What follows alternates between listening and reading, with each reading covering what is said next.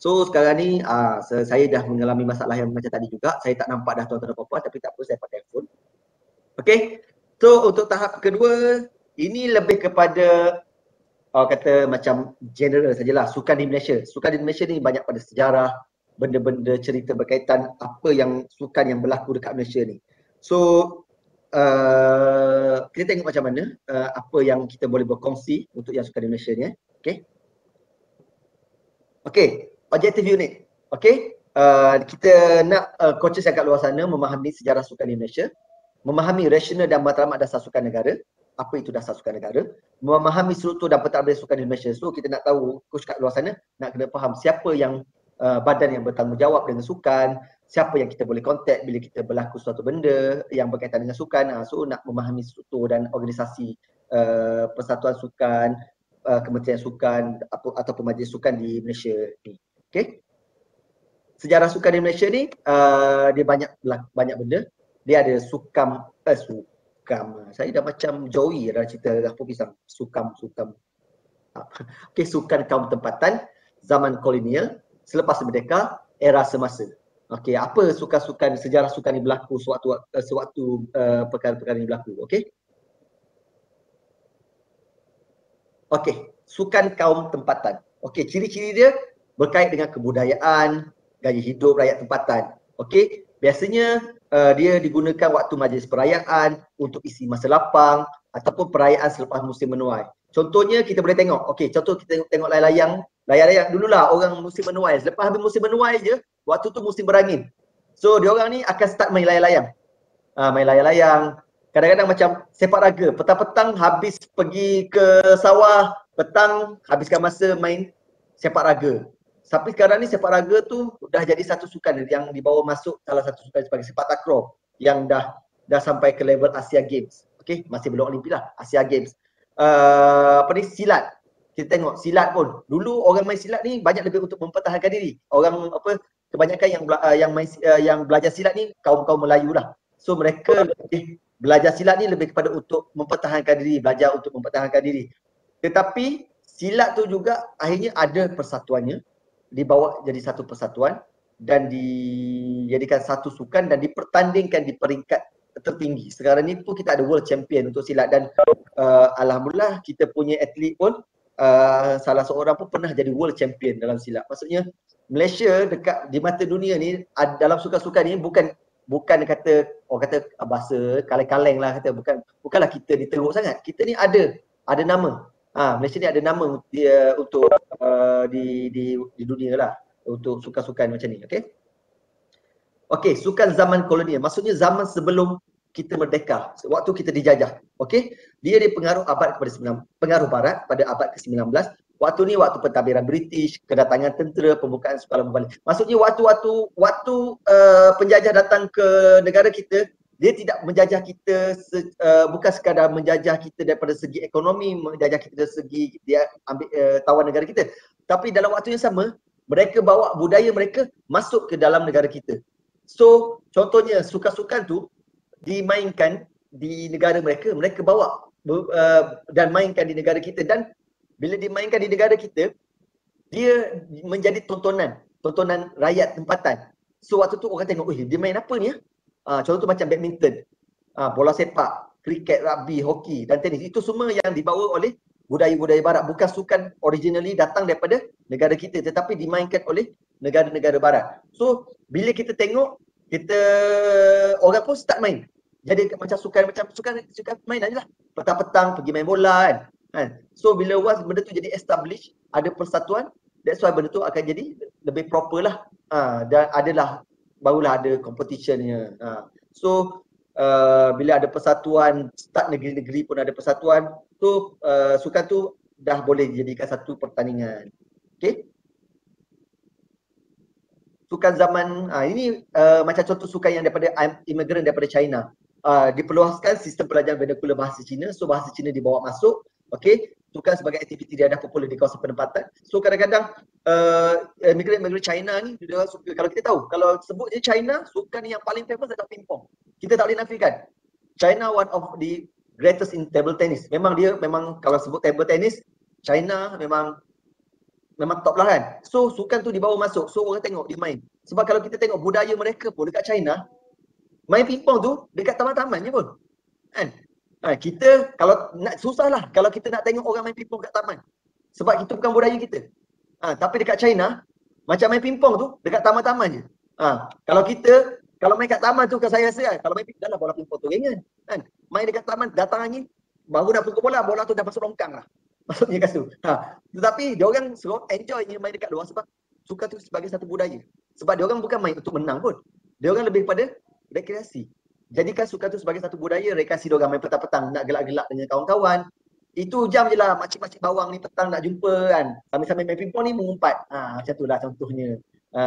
Dia jadikan sukan tu sebagai satu budaya. Okey? Okey. Sejarah ringkas sejarah-sejarah sukan di Malaysia ini saya sekali imbas lalu je. Okey, tuan-tuan dan puan-puan pun boleh tengok slide tu. Boleh nampak slide kan? Boleh nampak? Okey, sekali lalu. Okey. Pada tahun 1959, Persekutuan Bola Tampar, Persatuan Bola Tampar, Persekutuan Tanah Melayu ditubuhkan. MABA ni, bola tampar ni antara yang pertama ditubuhkan dulu. Bayangkan dulu lama 1959. Okey? Okey, MSSM, Majlis Sukan-Sukan Sekolah-Sekolah Malaysia tu yang ada sekarang ni kat sekolah tu ditubuhkan pada 1959. 1960 Sepak Raga Malaya ditubuhkan. Sekarang ni dia bagi nama Persatuan Sepak Takraw Malaysia. Kita pun tahu ini saya tak cerita ada konflik sekarang ni antara Persatuan Sepak Takraw Malaysia. Tetapi pada 1960 Persatuan Sepak Takraw Malaysia dulu dikenali sebagai Persatuan Sepak Raga Malaysia ditubuhkan. Okey. Persatuan Judo Malaysia ditubuhkan. Taekwondo diperkenalkan di Malaysia. Waktu tu pada 1963 Taekwondo ditubuhkan di Malaysia. Nak cerita pasal Taekwondo ni, betapa banyaknya persatuan Taekwondo kat Malaysia ni. Tetapi yang berdaftar di bawah AKK hanya ada 2 saja. Saya nak cerita lah. Yang berdaftar di bawah AKK hanya 2 saja sekarang ni. Yang pertama adalah Taekwondo Malaysia, TM. Yang kedua MITF, Malaysia International Taekwondo Federation. 2 ini sahaja yang berdaftar di bawah AKK. Yang selain itu tidak berdaftar di bawah AKK. So maksudnya CG yang dikeluarkan oleh persatuan tersebut tidak diiktiraf oleh pihak AKK. So macam Ukiwon ke, apa ke, persatuan yang tidak berdaftar di bawah AKK, dia punya sertifikat tu kita tak iktiraf sebab dia tak berdaftar di bawah kita. Itu contoh je. Okey. Jabatan Sukan dan Belia, Kementerian Kebajikan Malaysia ditubuhkan pada 1964. 1965 Persatuan Camping Bowling Malaysia ditubuhkan. Okey, anugerah sukan negara yang pertama pada 1966 dan Datuk M. Jagat Tyson adalah orang pertama yang memenangi sebagai olahragawan negara waktu tu. 1971 Majlis Sukan Negara ditubuhkan. So tahun ni 2021 MSN tu dah 10 tahun dah sebenarnya ada dekat negara kita ni. Dah 100 tahun 1971. 100 tahun, 100 tahun lah betul. 100 tahun ke? 2021. Berapa? 50 tahun ke? Dia sebab dia ada 50 tahun. Kita merdeka pun baru berapa puluh tahun dah 100 tahun. Kan? Otak dia. Tak, maksudnya MSN tu 50 tahun dah. Saya pun teruklah kira matematik saya 1971, 21 ada ke 100 tahun. 50 tahun. Maksudnya dah jubli emas dah MSN dah 50 tahun dekat Malaysia ni. Okey. 1972 pasukan bola sepak layak ke Olimpik Munich. Ini first time kita punya pasukan bola sepak kita berjaya ke Olimpik dan sampai sekarang kita masih ketandusan. Kita masih kebuluran. Ya, kita masih tak mampu lagi untuk compete di Olimpik. Okey. Strength squash ditubuhkan pada 1972. Taekwondo sedunia Malaysia WTF ditubuhkan pada 1974. Persatuan Hoki Malaysia mendapat tempat keempat di Piala Dunia. Waktu tu berlangsung di Kuala Lumpur pada 1975. Pada tahun 88 Dasar Sukan Negara diperkenalkan. Ini first time Dasar Sukan Negara diperkenalkan. Nanti saya akan ceritakan lebih lanjut apa itu Dasar Sukan Negara. Sepak Takraw Malaysia Johan pada Sukan Asia pada 1991. Anugerah Jurulatih Kebangsaan diperkenalkan bermula pada 1997.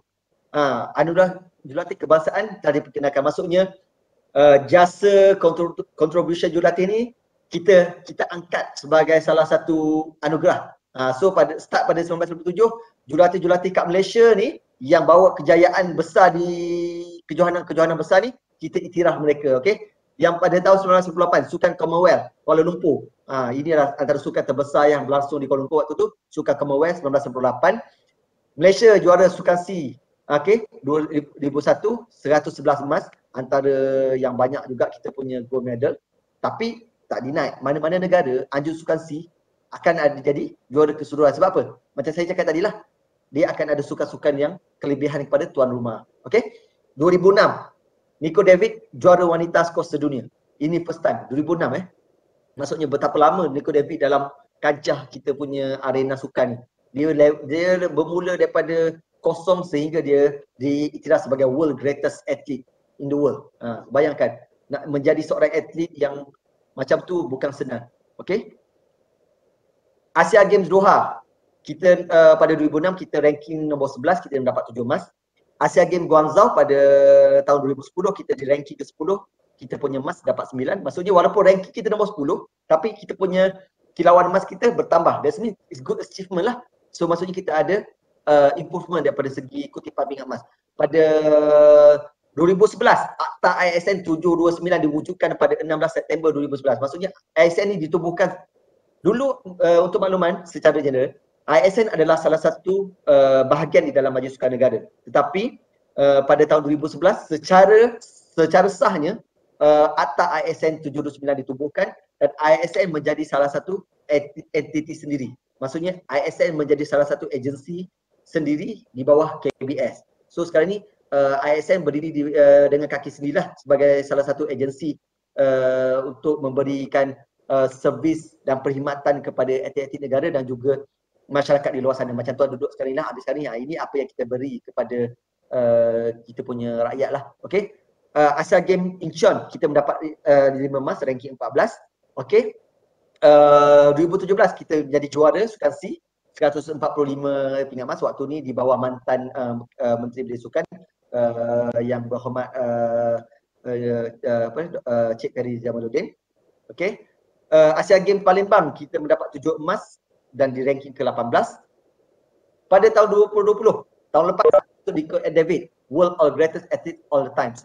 Maksudnya ini yang achievement lah. Ini. Dan 2021 ni adalah Olimpik Tokyo. Kita still panggil dia Olimpik Tokyo 2020 sebab apa? Kita nama tu dah establish. Dia tak boleh carry. Bila tukar 2021 dia tak boleh tukar jadi Olimpik Tokyo 2021. Dia still diguna pakai Olimpik Tokyo 2020. Sebab apa? Sebab kita kena ingat periklanan, promotion, marketing yang telah dilakukan awal sebelum ni menggunakan pakai Olimpik Tokyo 2020. Untuk kita ubah kepada 2021 sebenarnya dia memakan kos. You bayangkan kalau merchandise yang dah keluar sebelum ni kita nak tukar balik tu tahun jadi tahun 2021, berapa banyak kerugian yang akan ditanggung oleh sesebuah negara tersebut. That's why kalau kita tengok Euro 2021 pun still remain daripada Euro 2020. Sebab apa? Sebab mereka still bawa branding tu kepada tahun 2021 supaya sesebuah negara tu tidak mengalami sebarang kerugian. Okay? Okay, sejarah sukan di Malaysia. Zaman selepas merdeka, perkembangan aktiviti sukan. Yang pertama adalah penubuhan persatuan sukan. So kita dapat tengok selepas zaman merdeka je banyak persatuan sukan kebangsaan ditubuhkan. Okay, pelibatan tokoh-tokoh politik. So bermulanya tokoh-tokoh politik ni masuk dalam persatuan-persatuan sukan kebangsaan sebagai presiden, sebagai penaung.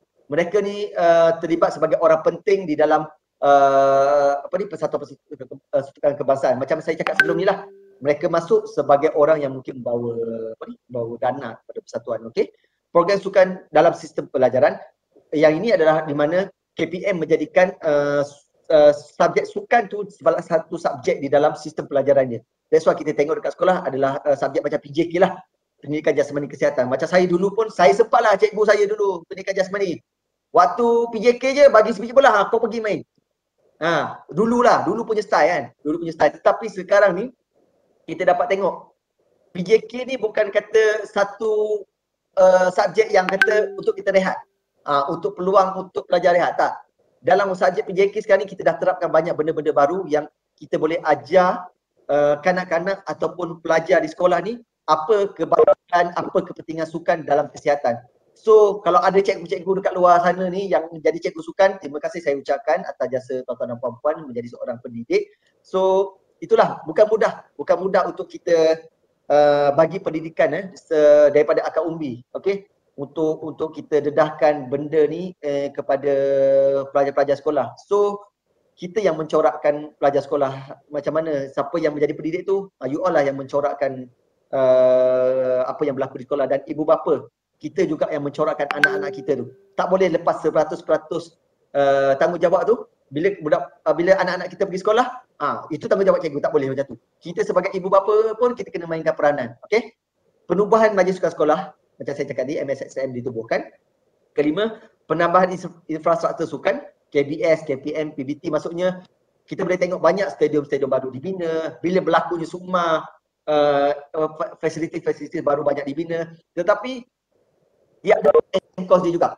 Mungkin dia merancangkan daripada segi infrastruktur. Tetapi macam mana kita, ini saya cerita secara general lah, kalau dia majlis sukan negeri ke, mana-mana jabatan ke, bila kita develop satu infrastruktur yang baru, kita kena ingat, kadang-kadang kita nak buat satu stadium yang baru, kita akan menggunakan duit rakyat kan, duit rakyat. So duit tu datang daripada kerajaan, government. Tak kisahlah daripada negeri ke, Malaysia ke, maksudnya bajet tu datang daripada persekutuan ataupun negeri. So macam mana kita nak pastikan apa yang kita bina tu tak menjadi satu gajah putih. Tahu tak gajah putih? Maksudnya habis semua, habis dah. Kolam renang tu tak diguna pakai, kan? Stadium tu terbiar, track training, track larian tu jadi rosak. So macam mana kita nak jadi satu pendekatan, habis je kejohanan, facilities ataupun infrastruktur ni masih boleh diguna pakai oleh public. Janganlah tiba-tiba kan, kita punya kedekut nak bagi public masuk kan, kita sanggup tutup track larian. Track larian daripada orang masuk. Sebab apa? Kita kata, nanti rosak track. Tapi kalau kita biarkan, tidak digunakan, betul lagi teruk. So, bagi saya, kembalikan semula benda tu kepada rakyat. Maksudnya, kita sebagai rakyat, kalau kita boleh menggunakannya, better kita bagilah untuk mereka guna kan, betul? Okay? Peranan Majlis Sukan Negara 1971, macam saya cakap tadi, ditubuhkan pada 1971.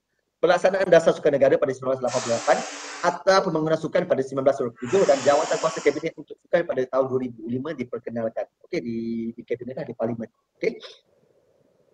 Okey, sejarah sukan di Malaysia. Penyertaan kali pertama di peringkat antarabangsa. Kalau kita tengok Sukan Asia pada 1954, Sukan Asia pertama yang kita involve di Manila, Filipina. Ini adalah Sukan Asia yang pertama kita involve. Okey, Malaysia involve. Okey. Sukan Olimpik yang pertama pada 1956 di Melbourne, Australia. Okey, ini Sukan Olimpik pertama. Sukan Commonwealth yang pertama pada 1958 di Cardiff, UK. Dan Sukan Siap. Dulu dia tak panggil Sukan C, dia panggil Sukan Siap. Okey, Sukan Siap pada 1959 di Bangkok, Thailand. Dan sekarang ni bila ada penyertaan daripada negara lain, ditukar kepada Sukan C. Okey.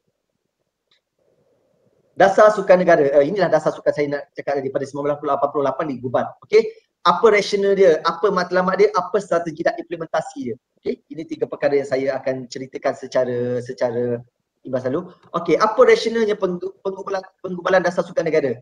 Okey, bila Dasar Sukan Negara dilakukan, dia adalah satu rancangan untuk pembangunan sukan negara. Okey, pembangunan negara lah. Maksudnya bila pembangunan negara ni, mereka pemimpin ni bila digubal benda ni, dia nak tengok apa benda ni boleh diguna pakai untuk rakyat. Apa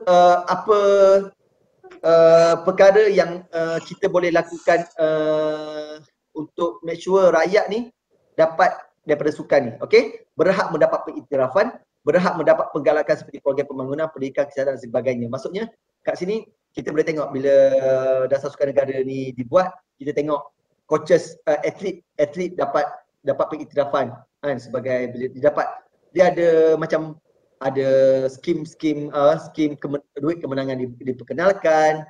So coaches yang cemerlang diberi pengiktirafan, dapat sagu hati. Kadang-kadang apa yang diterima oleh mereka tu kadang-kadang masih kecil dengan apa jasa yang mereka dah korbankan tu. Tetapi sekurang-kurangnya kita masih mengiktiraf mereka lah. Okey.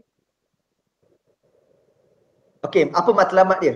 Untuk membentuk satu masyarakat yang sihat dan bersih dan bersatu padu. Okey, ini adalah kalau kita tengok dulu lah, dalam Dasar Sukan Negara, sukan nombor 1 diperkenalkan, sukan untuk semua. Okey? Dia nak make sure masyarakat kat Malaysia ni hidup dalam keadaan yang sihat. So waktu tu kita tengok iklan dekat TV kan. Kalau ikutkan daripada dulu lagi kita ada banyak program-program yang untuk Malaysia ni. Kalau kita tengok dulu Malaysia Cergas kan. Malaysia Cergas, guna pakai nama Malaysia Cergas. Lepas tu kita tengok sekarang ni tukar nama pada Fit Malaysia. Benda ni dia depends kepada tampuk kepimpinan mana yang akan ambil alih. Kadang-kadang program tu agak lebih kurang sama je, tapi nama je ditukar supaya dikomersialkan. Faham tak? Okay. So dekat sini pun kita tengok macam mana Kementerian Kesihatan keluarkan dulu piramid makanan kan. Kita kenalkan dulu piramid makanan kita, macam mana kita nak makan secara sihat. Tetapi sekarang ni piramid makanan pun dah berubah. Bermula tahun 2020, dia piramid makanan Malaysia pun dah baru. Nanti dalam subjek pemakanan sukan, tuan-tuan dan puan akan didedahkan apa piramid makanan yang baru. Semua aware tak yang kita sebenarnya dah ada piramid makanan yang baru? Ke ada yang tak aware? Dulu kita tengok ambil karbo kat bawah kan. Susu tu yang susu ni tak penting sangat. Sekarang ni diorang dah aturkan semula dan buatkan satu piramid makanan baru. Yang tu yang pemakanan sukan akan ceritakan lah. Sebab saya nak cerita pun saya bukan orang pemakanan sukan. Saya pun tak pandai. Nak tipu pun saya tak pandai. Saya nak goreng pun tak boleh. Itu tuan-tuan dan puan boleh belajar lebih lanjut dalam pemakanan sukan. Okey, menyediakan peluang dan kemudahan bagi memenuhi keperluan asasi sosial, psikologi dan fisiologi. Kadang-kadang bila sukan ni diperkenalkan secara menyeluruh, dia akan membuka peluang-peluang pekerjaan. So atlet-atlet ni dapat bertanding. So dia actually membukakan satu ekonomi untuk dalam sukan lah. Walaupun sukan ni bukanlah satu kata kalau kat Malaysia ni lah, bukan trend kata besar lagi, tapi sekurang-kurangnya dia dah mula berkembang. Sukan tu mula berkembang kat Malaysia ni. Kalau kita tengok ramai yang dah buat personal trainer. So which is good. It's good. Maksudnya kita dah bergerak ke arah sesuatu benda yang lebih baik. Okey, membangun dan meningkatkan pengetahuan dalam dan amalan sukan. So ini macam saya cakap tadi, kita start masuk dekat sekolah-sekolah bagi subjek pendidikan jasmani kesihatan, dan sains sukan tu dibawa masuk ke universiti, orang belajar tentang sains sukan. Untuk mencapai kecemerlangan ke tahap tertinggi ini lebih kepada pelibatan atlet itu di kejohanan-kejohanan lah. Untuk make sure mereka ni bila dia represent negara, dia orang boleh achieve sampai ke kecemerlangan yang paling tertinggi lah.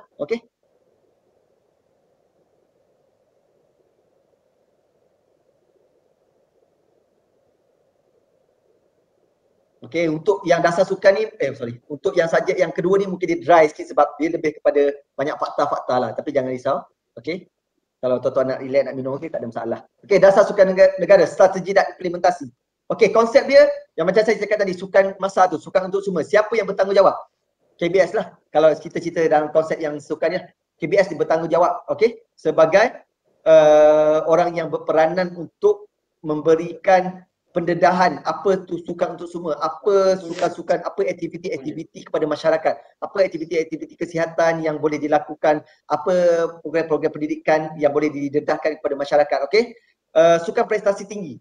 Ada dua agensi yang di bawah KBS bertanggungjawab sekarang ni untuk sukan prestasi tinggi ni. Yang pertama adalah Institut Sukan Negara untuk prestasi fizikal, mental dan atlet. Dia lebih kepada penyediaan atlet dari segi fizikal, dan Majlis Sukan Negara lebih kepada manajemen, pengurusan, daripada segi pengurusan atlet, daripada segi pengurusan persatuan sukan tersebut sendiri. So kedua-dua entiti ni, yang ISN dan MSN ni kena bekerjasama untuk melahirkan satu persatuan ataupun atlet yang akan menjadi world level lah.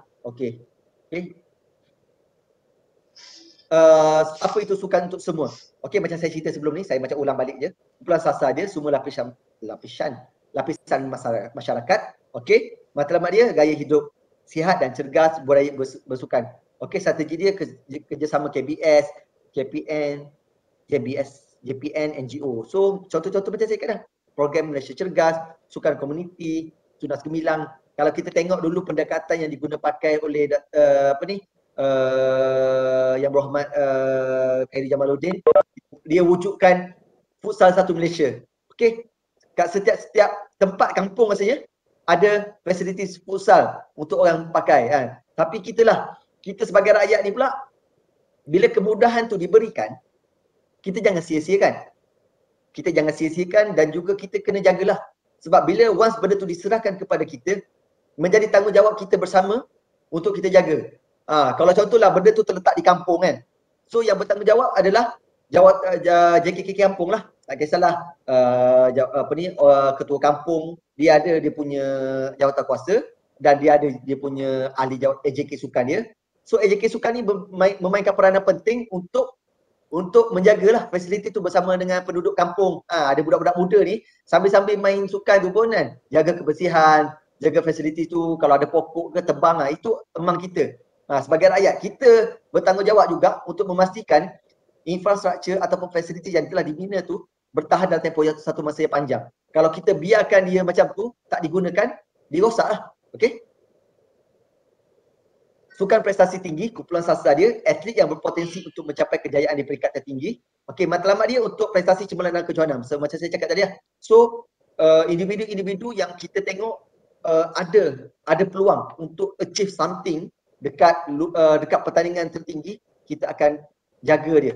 Akan dibawa dalam program under MSN, program podium macam saya cakap ni, program podium tu, di bawah satu program dan diberikan satu latihan yang terancang, jurulatih yang terbaik, facilities yang terbaik, daripada segi banyaklah dari segi jaga.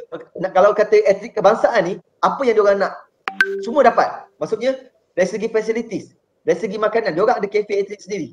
Cafe atlet yang menyediakan makanan yang seimbang untuk dia punya performance, dan dia diberikan satu latihan yang terancang bersama dengan pakar-pakar yang ada di ISN dan MSN dan juga universiti. Kita tengok apa keperluan atlet-atlet ni dan kita bagi servis ni kepada mereka. Tetapi benda ni semua kita boleh bagi kepada atlet. Tetapi bila nak implement, dia bergantung kepada individu lah. So bila kita dah bagi semua benda ni, mereka juga sebagai seorang atlet kena tunjukkan satu achievement yang terbaik lah. Okay? Sebab nak kata kita tak ada kemudahan, kita dah ada kemudahan. Tetapi macam mana kita nak sampai ke world champion tu, macam mana kita nak berjaya sampai di luar sana. Okay? Strategi dia fokus pada program MSN dan ASN, pemberian insentif, peranan Kementerian Pelajaran Malaysia dan peranan MON dan Persatuan Sukan Kebangsaan. Okay, so persatuan-persatuan sukan kebangsaan ni pun berperanan untuk bantu atlet ni bukan setakat di peringkat tertinggi, dan juga di macam mana nak menguruskan persatuan itu sendiri. Macam mana apa yang persatuan boleh ambil dia. Contohlah dia dah bersara sebagai seorang atlet, mungkin dia boleh sedapkan sebagai jurulatih. Tapi terpulang pada atlet lah. Macam saya cakap sebelum ni, tak semestinya atlet tu bermain sampai di peringkat tertinggi dia boleh jadi seorang jurulatih. Tak semua macam tu. Tak semua atlet pun dah habis, dah retired, dia akan terjun dalam bidang kejurulatihan. Tak juga. Okay? Dia bergantung kepada minat dan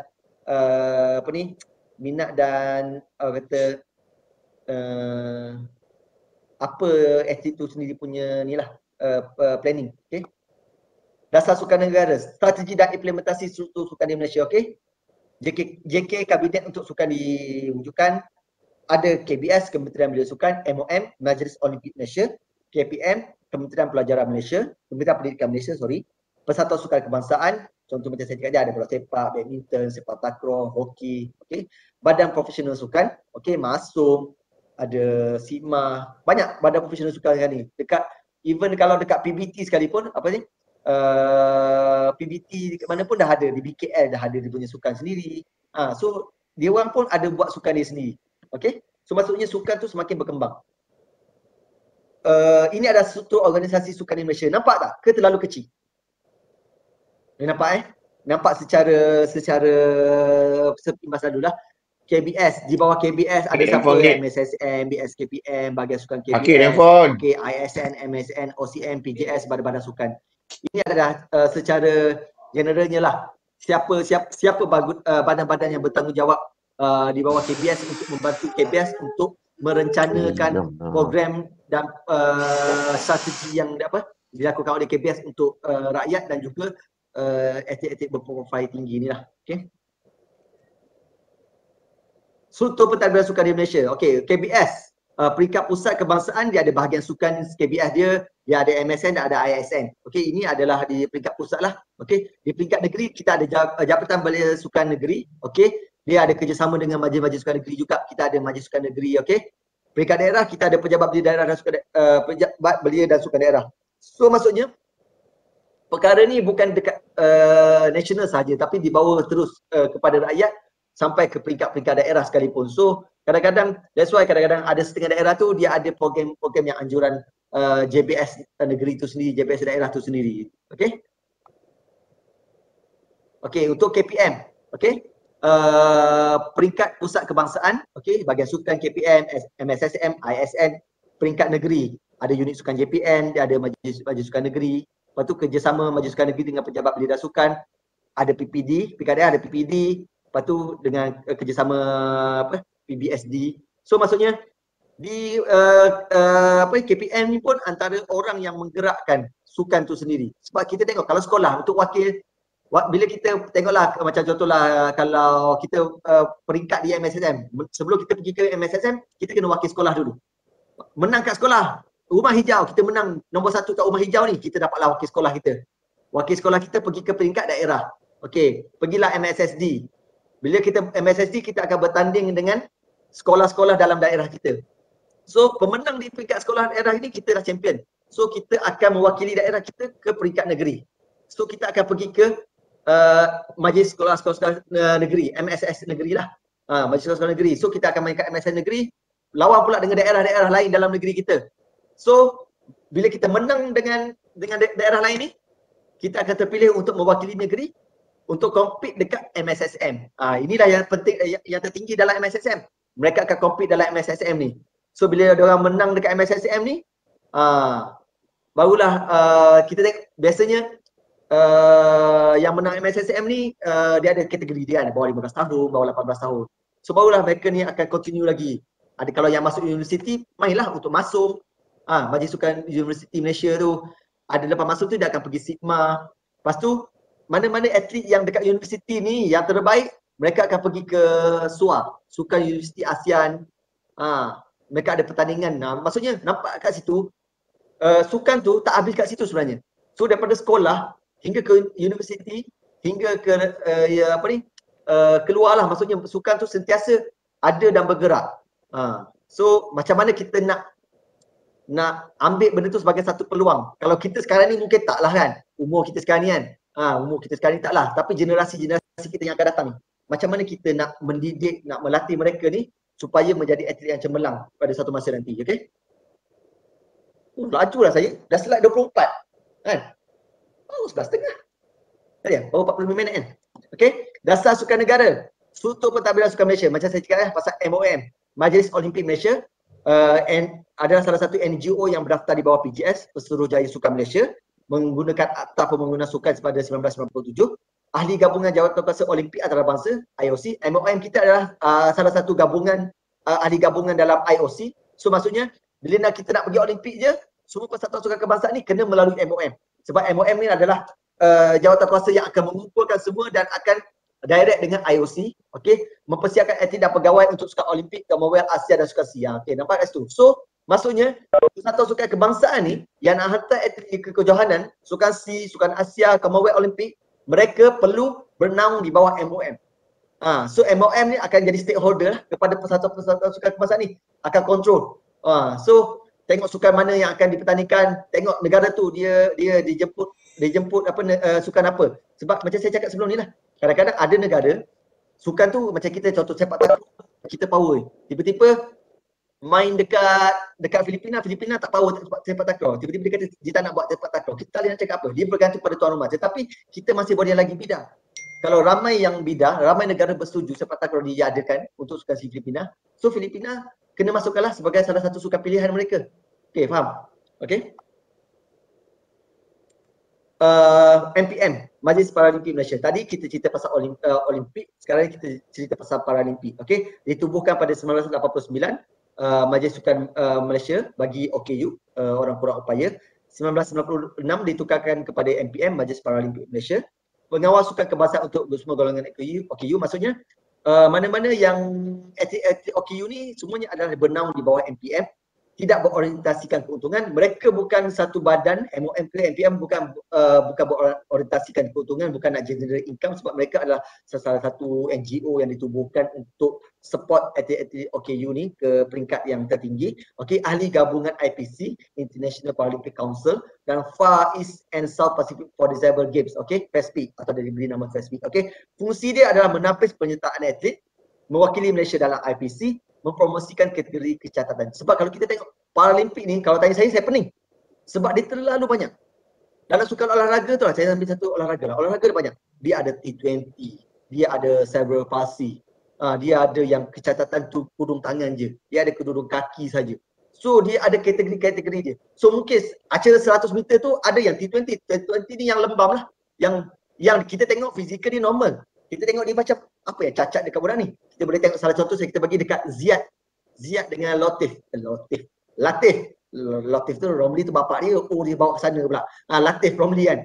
Latif ni dia dengan Ziad adalah antara kita punya disable yang di bawah kategori T20. Maksudnya lembab. So dia punya masalah daripada segi pembelajaran dia agak slow. Tapi daripada segi fizikal dia okey. Dia cukup fizikal, dia tak ada kecacatan. Okey? Dan mereka ni antara yang ada dapat pencapaian tertinggi lah, dapat gold medal di Olimpik. Okey? So kalau nak katakan untuk acara Paralimpik ni agak sukar. Ini saya ceritakan lah, pengalaman saya sebab saya cerita sebelum ni saya kata parasailing kan. Parasailing sebab saya pernah jaga parasailing untuk Olimpik Rio pada 2016. Coach yang Paralimpik tu pernah cerita kat saya, ada setengah negara dia orang tipu pun dia punya kecacatan tu. Okey, contohlah atlet tu tiba-tiba dia accident, dia patah kaki dan dia ada little bit problem dengan kaki dia dan dia ada kategori kecacatan dia. Okey, dia ada kategori kecacatan dia. Okey, dia ada kategori kecacatan dia yang dia kena terima lah. So mungkin dia tak boleh nak berlari secara normal. Ataupun kalau sailing lah, saya cerita sailing sebab saya ambil yang sailing dia nak sailing secara normal. Dia ada kategori sailing dia mungkin kecacatan kaki dia kan. Dia tak boleh sebab sailing dia kena pakai full body. Ada untuk sailing dia hanya akan duduk dalam kokpit kapal tu je untuk dikontrol pakai tangan. Kadang-kadang dia kata ada setengah tu bila datang yang measure dia punya kecacatan tu, waktu duduk saja dia boleh berjalan je pun. Tapi bila datang untuk orang cek, dandan duduk atas kursi roda. Tiba-tiba waktu tu lah dia cacat. Waktu lah betul-betul tak boleh berjalan. Maksudnya itu ada setengah negara, tapi bagi saya etika salah lah. Dan kita dulu, ini saya share lah dengan tuan-tuan dan puan-puan. Dulu kita ada juga atlet kita yang parasailing di cerita, budak tu patah kaki, cacat.